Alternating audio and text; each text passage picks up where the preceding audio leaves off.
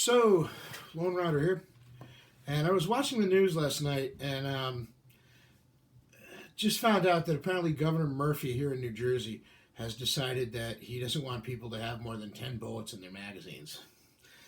Um, it's kind of ridiculous because basically every modern full-size pistol that isn't a revolver holds at least 10 bullets, and some revolvers do hold 10 shots. Um, the myth of the high capacity magazine, well, it's not something new, I guess. I mean, this has been thrown around for a while, but what it really illustrates is that these people don't understand firearms, they don't understand history, and they don't understand technology. At one point, 10 shots was high capacity for certain types of firearms. Of course, what's a normal capacity for that type of firearm differs depending on what type of firearm it is.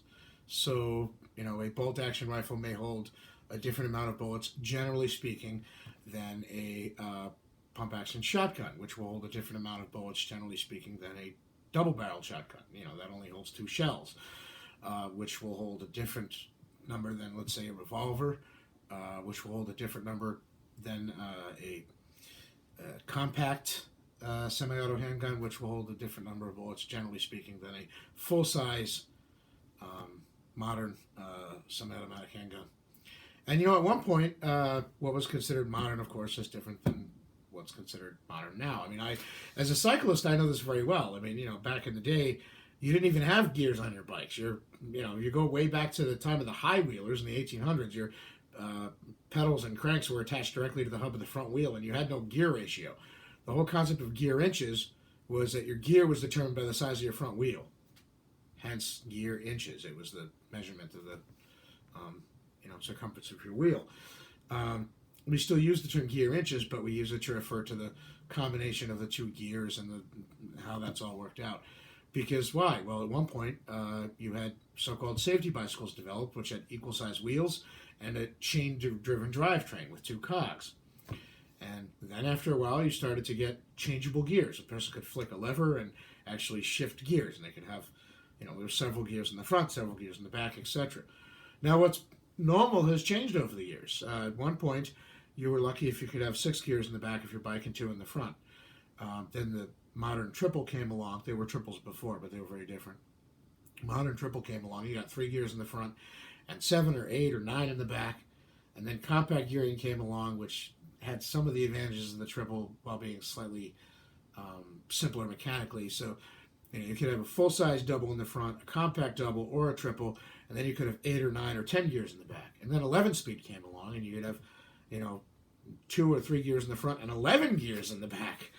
And what's normal to find on a bike now, if you go to a bike shop and you look at most of the bikes, the gearing is going to be very different than it was, let's say, 30 years ago or even 50 years ago, because things have changed. It's the same with firearms. Just as it would be dumb for me to go into a bike shop and complain, well, how come all these bikes have gears? What happened to all the high wheelers? Or how come all these bikes have 8 or 9 speed? What happened to all the 5 and 6 speed freewheels, right? And that's another thing. They're not freewheels that thread on anymore. They're cassettes that fit out the splines with a lock ring. So the attachment mechanism has also changed. It's like, wait, what happened to the freewheels? Well, they don't use those anymore. Well, why? Well, technology changed. If you have a vintage bike, obviously you might still have a freewheel. But, you go into a bike shop and you look at the new bikes, the gearing is going to be very different. Just as it would be stupid to go into a new bike shop and complain that they're not selling 5-speed Regina freewheels anymore, it would be pretty darn stupid to go into a gun shop and well, how come all these guns hold so many bullets? Back in the day they didn't. Well, because we're not back in the day anymore. Things have changed. And, for example, in the 19-teens, in 1911, when the Colt 1911 pistol was developed, it held, I think, 7 shots and 1 in the chamber, and nowadays, the design is still around over 100 years later, and they tend to hold between 7 and 8 shots in the magazine, depending. Why? Well, it's a single-stack magazine, so you have only 1 row of bullets, and it's a larger caliber, and it's a design that's over 100 fracking years old. And for its time, it was relatively normal. Contemporary pistols such as the German Luger, the Japanese Nambu, various revolvers that were around at the time, held between 6 and 8 shots. That was the norm, 6, 7, 8 shots. Which is why, by the way, in the 1930s, when Browning came out with their high power pistol, it was called the high power. Why was it called the high power? Well, because it held 15 shots in an era when most guns held half as many.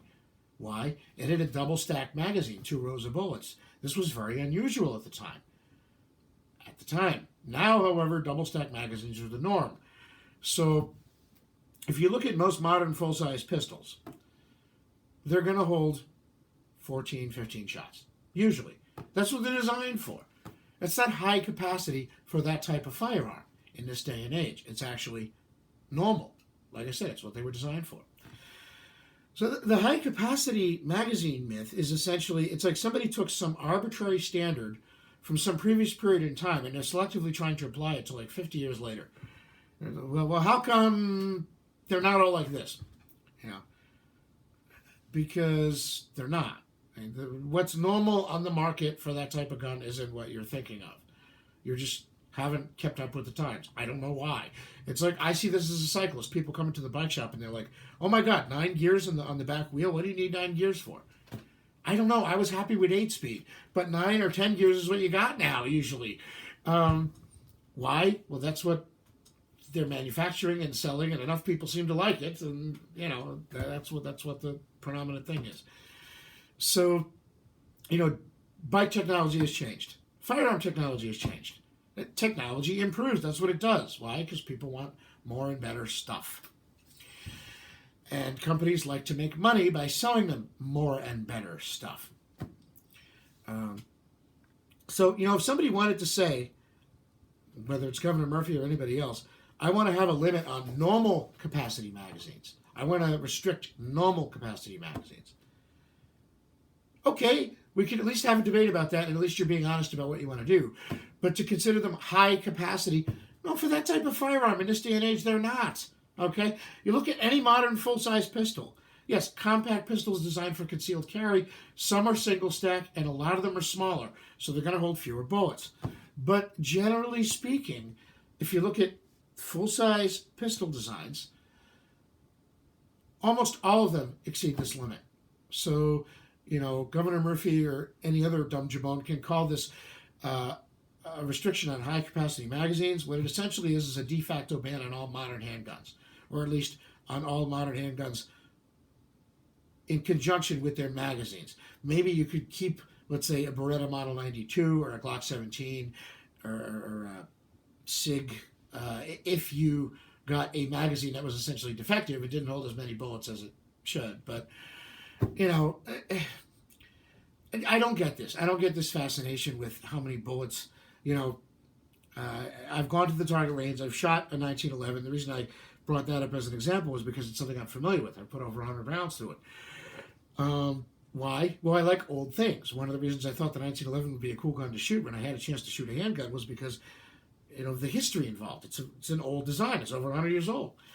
But that's not typical of modern handgun designs now. You have to understand. They're not usually single stack, not the full-size ones anyway, and they're not usually fewer than, 10 bullets or fewer. Usually they're more than that. Again, 12, 14, 15 shots. I don't understand where people redefine what's normal now as if it's something abnormal or excessive, because I guess they don't understand what's normal. Maybe that's the answer. Maybe Governor Murphy doesn't know about guns. I don't know. But, when I hear about a law like this being proposed, a rule like this being proposed, it bothers me because it's like the people who are making the rules don't understand the subject. Or they do understand, but they're being disingenuous. Again, it's probably easier to sell people on banning what's called high-capacity magazines, whether they are or not, than sell people on what's essentially a ban on most modern handguns, right? But at the end of the day, that's what it amounts to. And I'm going to throw this out there. If you trust somebody to have 10 bullets, why not 4 more, right? If the 4 extra bullets are what the gun is designed for, why not 4 more? Like, is that if you don't trust them to have 14 bullets, why do you trust them to have 10? And if they have passed the onerous background checks and other things needed to get a gun in a state like New Jersey, chances are they've been more vetted than any other person you're ever going to meet on the street. The average member of the public hasn't been subjected to that kind of background check. So you actually know this person is more trustworthy and less likely to do something criminal than anybody else, really. They're probably the safest person you can think of in that sense, at least compared to everybody else who you don't know about one way or the other because they haven't gone through that kind of a check. You don't know their criminal history, whether they have any mental issues, etc. Whereas with the person who's passed the background check, you do. So, that's always struck me as well. Why further restrictions on law-abiding gun owners who you know for a fact are going to be law-abiding? They wouldn't be legally owning guns because they wouldn't have passed the background checks and all these other things. Secondly, if you trust somebody with 10 bullets, why not 14? And if you don't trust them with 14, why do you trust them with 10, right? I mean, something is wrong here with this line of thinking.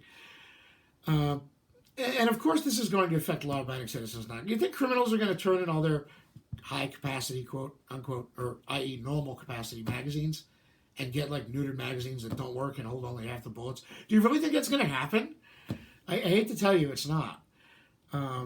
Now, saying that criminals will break rules isn't, it's not to say we shouldn't have any rules. Obviously, if somebody commits a crime, a penalty could be assessed after the fact, maybe an increased penalty if they use a firearm to hurt somebody. But so there are ways to confront the threat of the criminal element misusing firearms. But the point is, when you have a law that the impact of which is going to be almost exclusively reserved for falling on the shoulders of the law-abiding, it really, okay, so how serious are you about fighting crime? You're spending all your time going after regular people who aren't criminals. And in fact, who you know aren't criminals because they passed the background check already. Then you have this. On the newscast that talked about this pending restriction on magazine capacity in New Jersey, they were actually warning off-duty police officers not to carry the same magazines as they carry on duty. Why? The concern was that the officers would get in trouble. So, wait a minute. This is supposed to be, supposedly, about fighting crime. So you're actually restricting the guns and the gun accessories, i.e. magazines, of not only law-abiding citizens, but off-duty police officers, off-duty policemen. Do you really think the off-duty policeman is going to go stick up a liquor store or something? I mean, seriously. And if you do, the thing shouldn't be to tell him he can only have 10 bullets while he goes do it. The thing should be to tell him he shouldn't have a gun at all, right? If you really don't trust him that much, if he's really that much of a danger. And similarly with the law-abiding citizen. If you really don't trust him with 14 bullets, should he have 10? But if you do trust him with 10 bullets, why not allow him to have a normal amount of bullets for that type of firearm, which, might be 14 or 15? What does it hurt to allow him to have a fully functional firearm for that category of firearm? And I'll throw out another thing. Has anybody who's ever had to use a weapon to defend themselves and their family, let's say, keeping null forbid a burglar or intruder breaks into your home, right, while you're there. Has anybody who's ever had to defend himself with a firearm said, oh, I'm so glad I didn't have more bullets, I really couldn't have used all those extra chances to defend myself in case I missed or something, I'm so glad I did. Whoever said, I don't want more chances to protect my life and that of my family, right? Whoever said, I don't want another chance in case worse comes to worse, I don't want another chance to be here for next Christmas. Whoever said that? To be here for my son or daughter's next birthday, me and my wife's next anniversary. Whoever said, no, I don't need those extra chances? No. I think if you ever had to use a firearm to defend yourself, you would want to have as many gosh darn bullets as possible, right, as it holds. And not because you're necessarily going to need them, but because you don't know if you will. And you can't, after the fact, retroactively go and get them. At that point, you're being zipped up in a body bag, and it's, thank Governor Murphy that Daddy's never coming home again because he's going off in that coroner's truck. I mean, seriously. For most people, this is just going to affect people who do, target shooting and competition shooting. But there is the possibility that somebody might keep a gun for self-protection, or even if they just keep it as a sporting implement, might have to use it as a weapon of defense. And if that ever happens, do you want to be the person saying, as the family lowers their husband or wife or whomever into the ground in a box, hey, sorry we took away your chance to have your parents here, for your next birthday, or to see your college graduation, or, whatever. Sorry, we passed a law. We thought we were doing the right thing. We just didn't think it through. Sorry I got your pap killed. Sorry I got your mom killed, right? Who wants to be in that position? And if you're the person using the firearm to defend yourself, again, I want fewer chances to save my life, said no one ever. Think about that. Also think about that these people don't seem to know a whole lot about firearms. Again, they seem to think that what's a normal capacity for that particular type of firearm is excessive somehow. They don't seem to know anything about firearms, and yet they're lecturing those people who do on what they should be allowed to have or what they should own or whatever. It would be like if you came to me. I'm an archer, right? I have shotguns. I don't own any. I'd like to go back to the range again, but it's expensive and so on and so forth. But I shoot my bow all the time. Now, when I go to the archery range, I don't just take, let's say I'm going to shoot 6 arrows at a time. I don't just take 6 arrows. Because what if I lose one? What if it breaks, etc.? So I take maybe a dozen, even though I'm only going to shoot 6 at a time. Why? Because I never know if I'm going to need them. And that's for a recreational shooting. Now you're talking about something like a firearm, which could actually be used in dire straits to defend yourself or your family. And you're going to say to people, nope, you can only have this many bullets. Why? I don't know. I arbitrarily came up with the number while sitting on the can one day. I mean, seriously. And again, with archery, it's just about recreational shooting. The issue of self-defense usually doesn't factor into it. But I know for a fact, if you were to say to me or any other archer I know, well, we're only going to let you carry 5 or 6 arrows or whatever, however many arrows, the response would be a good, strong Bronx cheer. Be like, what the fuck? Like, who the hell are you, and why should I listen to you telling me what I should and shouldn't have, right? I'm the archer. I'm the one who knows about bows and arrows and stuff. Who are you to tell me how many damn arrows I should carry, you freaking maroon?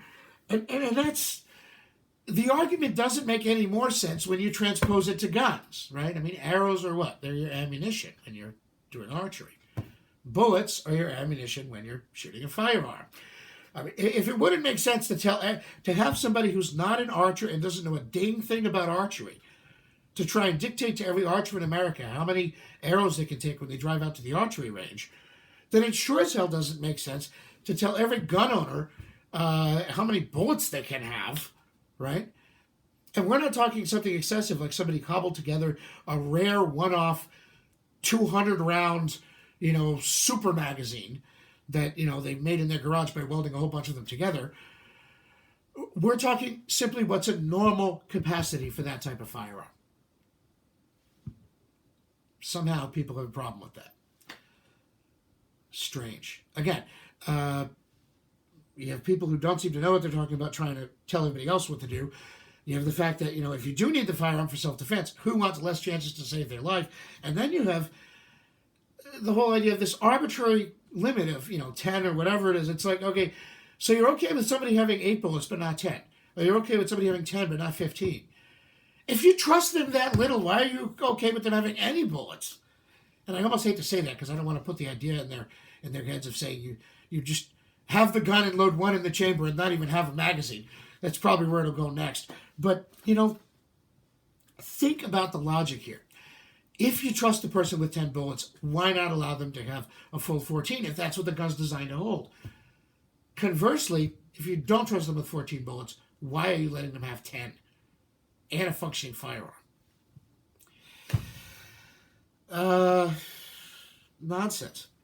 And the next thing, the last thing here, the same day I heard about this, I heard about a rule that they were proposing to say, not related to firearms at all, related to paper and plastic. They wanted to outlaw plastic bags, and then stores are going to have to start charging you for the paper ones. I don't know about you, I reuse my plastic bags all the time. I don't know anybody who just throws them away right away. Everybody I know uses them for something else.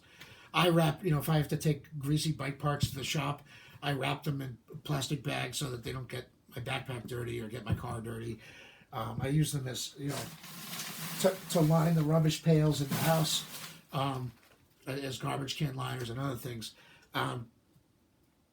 So I understand people might be worried about pollution and them just going straight into a landfill, but nobody I know just throws them straight away. We all reuse them and get multiple uses out of them. So you're just essentially making us now have to go out and buy stuff that previously we just got for free and we're able to reuse. But the very fact that the government is focusing on these two things, how many bullets somebody has in their magazine, and whether they're using paper or plastic for their bags.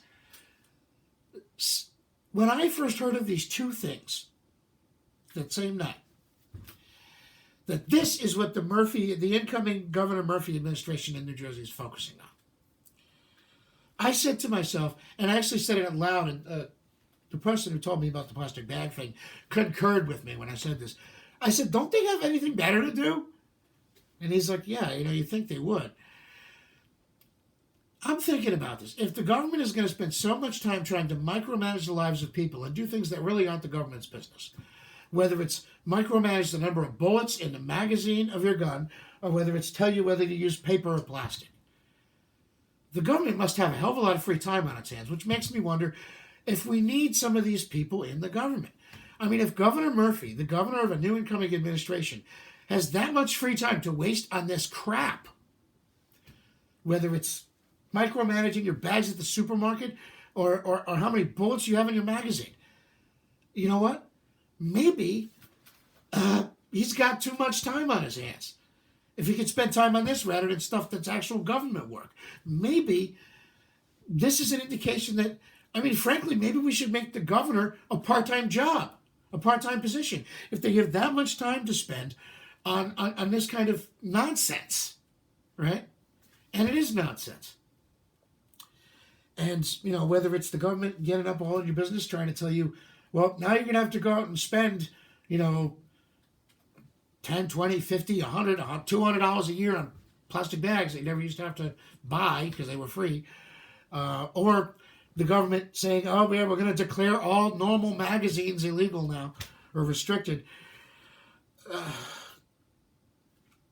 No, this is not what, they've got actual government stuff to do. Why aren't they doing that? Why are they focusing on this crap? Right? If they refrain from trying to interfere with our lives and making our lives more difficult and more dangerous and more hassle and more inconvenient and more interfered with, they could still find plenty of other diverse things to occupy their time, presumably. If not, maybe we need to look at getting rid of some of these government positions or trimming them down. Maybe, again, if the governor has this much time to spend on crap that's not the government's business, maybe we don't need a full-time governor. Seriously. But, yeah. Lone Rider out.